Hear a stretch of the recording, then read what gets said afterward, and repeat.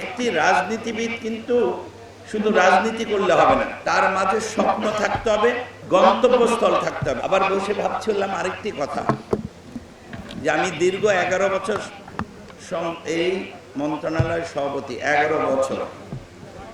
আমার এলাকার মানুষ এই ট্রেনের স্বপ্ন কবে দেখবে আমি জানি না। আপনারা অত্যন্ত ভাগ্যবান, আজকে ভাঙা শিবচর হয়ে আপনারা এই যে আমি আস্তে আস্তে মাননীয় চিফ হুইপ বলছিল ট্রেনটা কতক্ষণে আসবে, কতক্ষণে মানুষগুলা ঢাকা শহরে যে চাকরি বা বিভিন্ন কাজকর্ম করবে, আবার কখন চলে আসবে।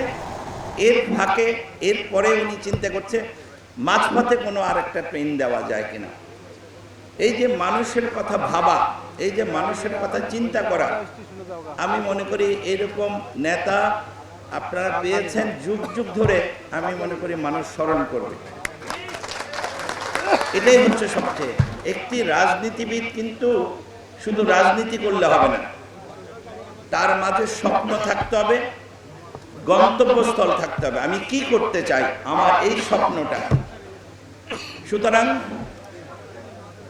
স্বপ্ন আপনারা দেখেন, উনি বাস্তবায়ন করেন।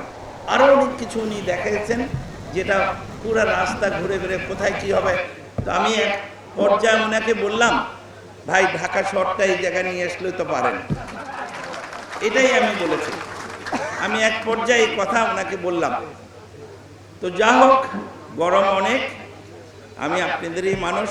আমি চট্টগ্রামের রাউজানে আমার নির্বাচনী এলাকা, আমরা সবাই একসাথে সংসদে প্রায় 2 যুগেরও বেশি একসাথে আছি, এবং সকল কাজকর্ম ওনার থেকে আমি অনেক কিছু শিখি, এটা সত্যি কথা।